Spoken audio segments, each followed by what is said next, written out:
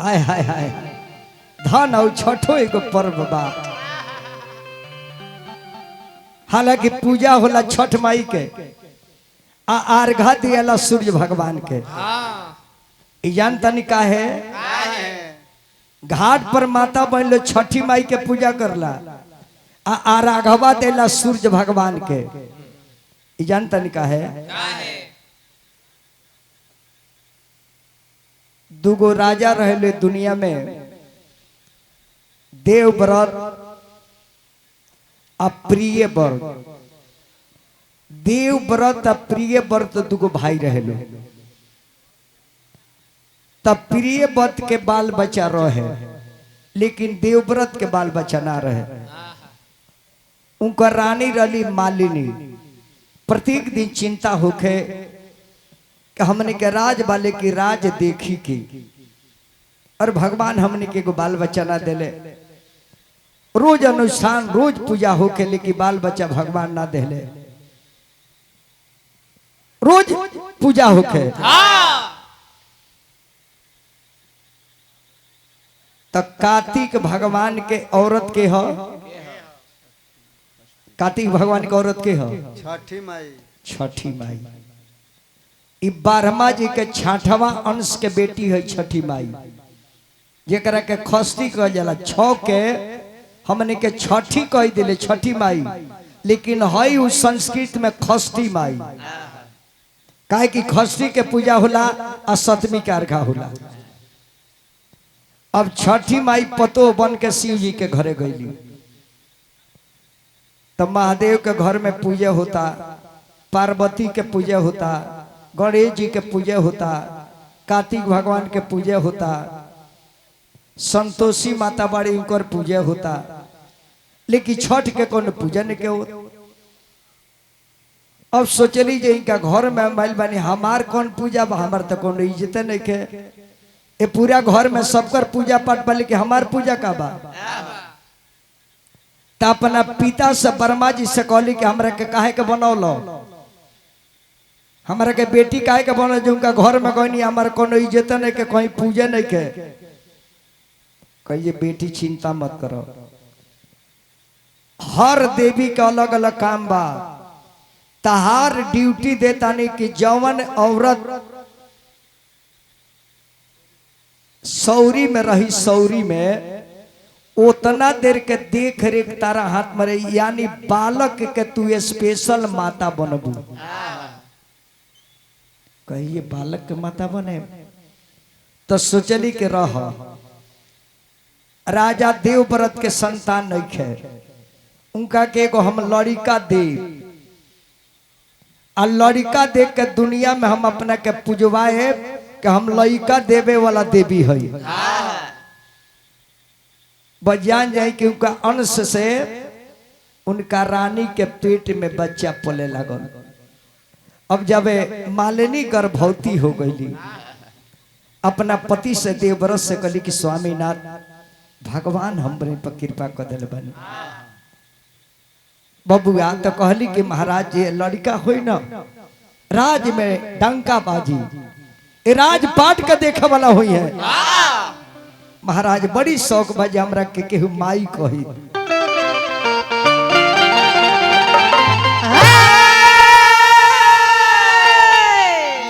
अरे खेलैती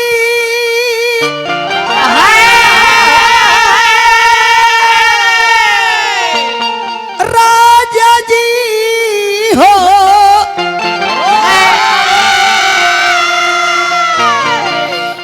अरे खेलैती ए सैया जी एगो होरीला होइते गोदिया में खेलैती राजा जी।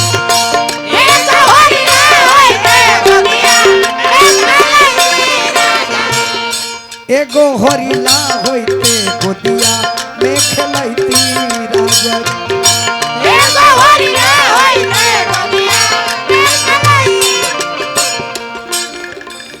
सोहर गावे गिरी आइते मोहर लुटैती सैया मोहर लुटैती।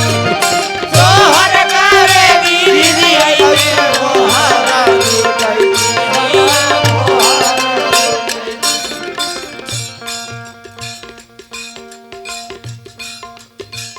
5 बरिस के होते तब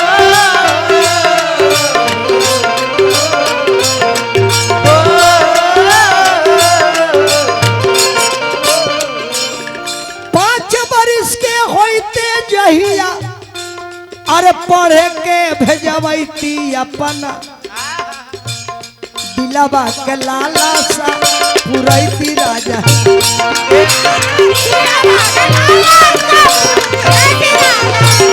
एगो होरिला होइते गोदिया में खेलैती हो राजा एगो होरिला होइते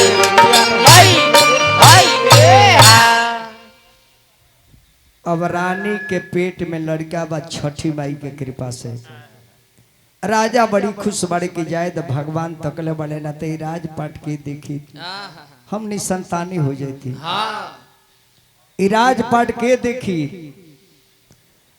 आ लड़का के जब होखे के समय आयल चाचा रानी के दर्द होखे लागल राजा दर्द देखत अरे रोतो बाड़े लेकिन हंसत अरे ये बात से कि औरत के दर्द बा लेकिन दर्द हर ले और पीरा उड़ा जाए या आँखी सामने संतान आ जाए बस जैसे लड़का होता लौड़ी जाके कहते महाराज अरे वह लड़का पैदा ले बड़े राजा दौड़ल सौरी में ला दिले जबकि सौरी में वर्जित रहे मरद लोग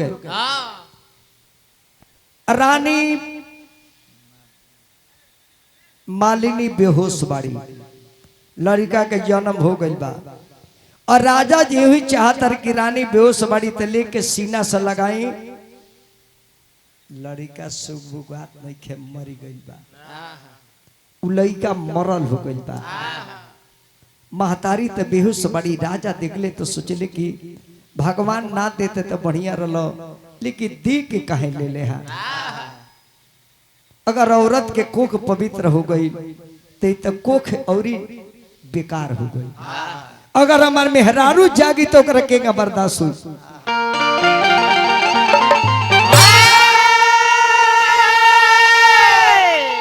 अरे गोदिया में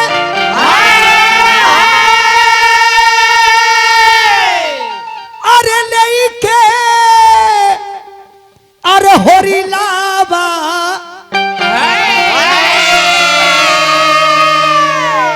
त झारा झारा रो वेले गोदिया में लेके होरिलावा झारा झारा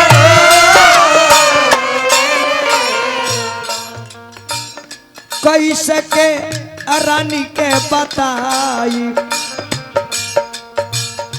कैसे के रानी के बताई मनवा में सो चलेरा कैसे करानी के बताई मनवा तो नौकर ले सकले कि नौकर मालिनी बेहोश बाड़ी सुतल बाड़ी भगवान दे के छीन ले ले औरी चोट हो गई ना दिले रहे तो दूसर बात रहे दे के ले ले तो औरी बुझाता नौकर लो कुदारी लेहल हाथ में शमशान के ओर जाता झारा झारा रोवेले राजनवा मने मन सो चल हो झारा झारा रे राजा मनवा अरे कैसन बाबे विधि के विधानवा अरे कैसन बाबे विधि के विधानवा तमन मन सो चले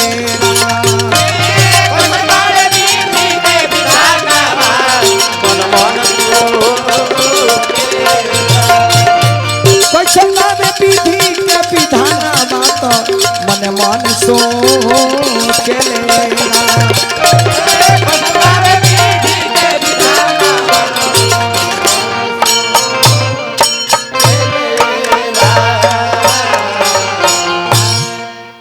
देखियो छठ माई के काहे पूजल हो चाचा।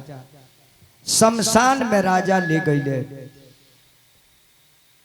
सिपाही लो जमीन खोदे लागल, गाढ़ा खून के केहू के भी बेटा होके छाती में लहर फूक देला। यदि अपना हाथे बताई केहू सपना में भी सोचेला कि हमार लड़का हमारा आँखी के सामने गुजर जा।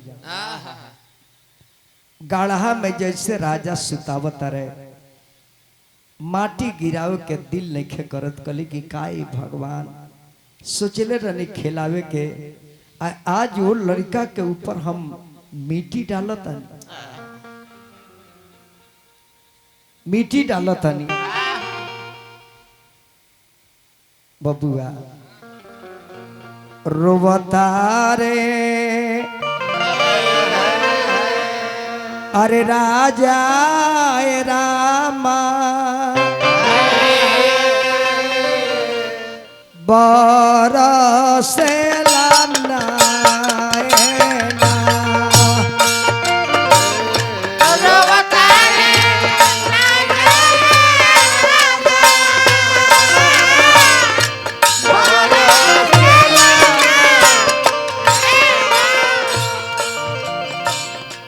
कोई से के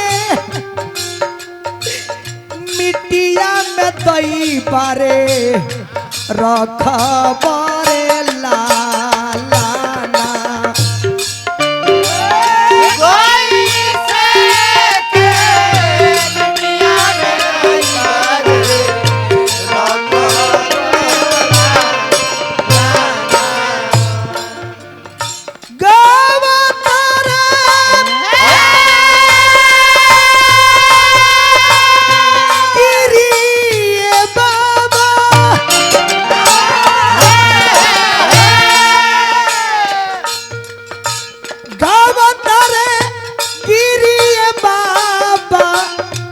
जोड़ी जोड़ी हो गानावा।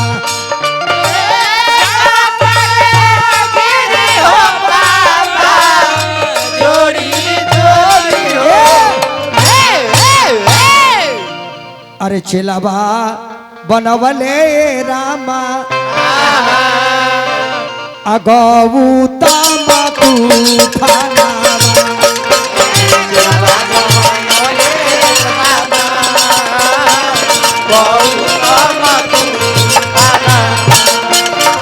चला बाबा नबले रामा गौता तू थाना।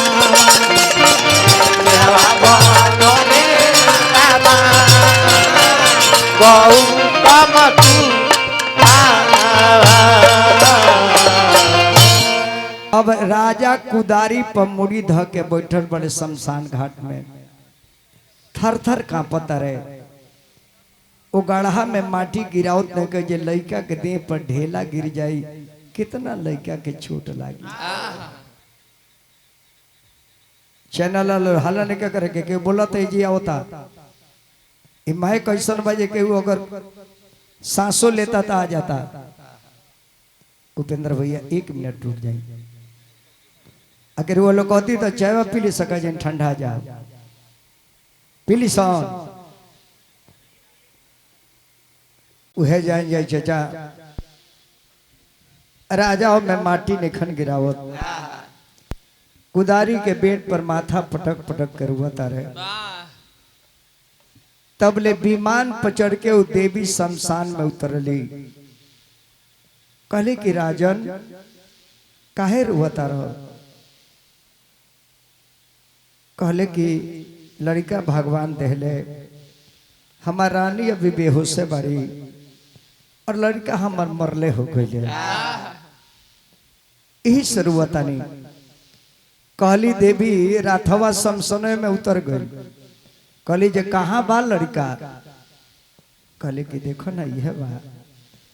जैसे वो देवी हाथ पर रख तरी लड़का पर, तो लड़कवा गाड़ा हवा में से उठ के बढ़ जाता।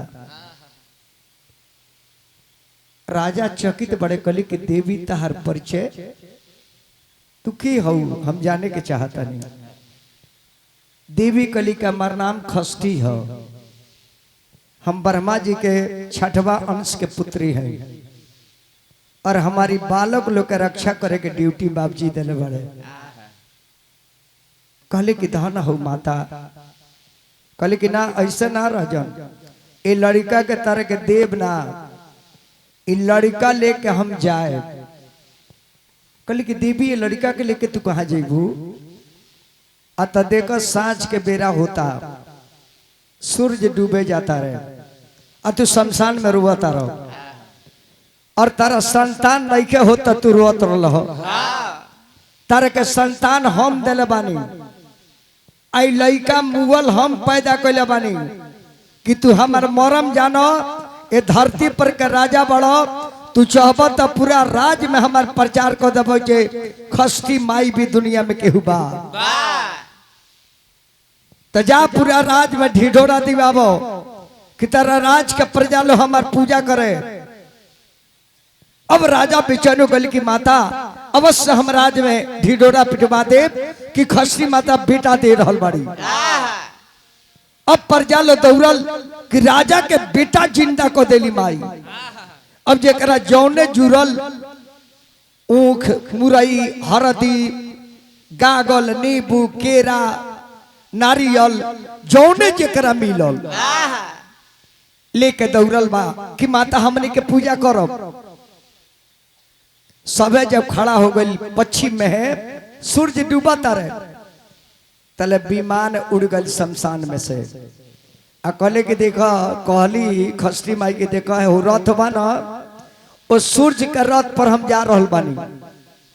सांझ के बेरा बाद तू लोग खड़ा रहो, आ सुबह में पूरब निकले, जब सूरज पूरब से निकली है इन्हें डूबा तारे सुबह में निकली है, आ उनका रथ के पीछे तार लइका लेके हम खड़ा रहे। आ तू प्रजा लोग के कह दे कि साँझ से लोग खड़ा रहो। यही से शाम के अर्घ दियाला, प्रजा खड़ा बड़े अपन अपन सामान लेके, अर्घ के सामान लेके। यही से दुनिया में डूबल सूरज के पूजा ना करेला, लेकिन हमनी के हिंदू समाज में डूबल भी सूरज के हमनी के पूजा करी ले। अब साजई से लोग ले लेके अपन खड़ा बा। अब माई सूरज के रथ पर, सूरज ने खन जानत के हमरा पीछे के बा, आ रथ के पीछे खड़ा होके बालक के हाथ धइले बाड़ी, आ लेके सूरज अस्त हो गइले। दिन भई लोग खड़ा बा कि छठ माई कहले बाड़ी कि सुबह में हम निकले, जब सूरज निकलिए तब पीछे रहे। आज जैसे सवेरे सूर्योदय भइल त नाव रतिया मनाली से उग हुए सूर्य भगवान भैले बिहार। उगए सूर्य बाबा कि कब राजा के लइकवा के लेके तू आ जेबू। त सूर्य का रथ पर माता लइका के लेके खड़ा बड़ी। अब सूर्य भगवान देखो तर की धरती पर भाई बड़ा लोग हमरा के मानता दादा, इ लोग साँझ ही से खड़ा बा। हम जाना बेरा डूबत रही तबे से लोग खड़ा बा पूजा करे खातिर। एक मतलब कि दुनिया में सबसे ज्यादा हमरे के लोग माने वाला बा। तब तक ले सूर्य कल के हम सब करा का आशीर्वाद देता नहीं, और वो लोग बहुत तपस्या करनी, साँझ ही से खड़ा बानी रुआ सब। ए तट पर शमशान का ए से भी छठ के अर्घा शमशाने में दियाला, घाट पर दियाला, धोबी के घाट पर दियाला। छठ द्वार पर पूजा करेला चीज ना हो। जब सूर्य भगवान मगन भले कहले कि आशीर्वाद सबे मांगो, सबे आशीर्वाद मांगो। तो लोग कल की रउआ खाती अमनी के नइखी खड़ा, कहले तो केकरा खाती तो लोग काले से खड़ा बड़ा। आ तरउआ पीछवा जे देवी बाड़ी उनका खाती खड़ा बानी। पीछे घूम के तकले तो खस्ती बचवा के लेके खड़ा बाड़ी। कहली जे ओ तो तारा खाती लोग काले से खड़ा बा, एक मतलब कि तू हमरा के बेइज्जती करा देलू।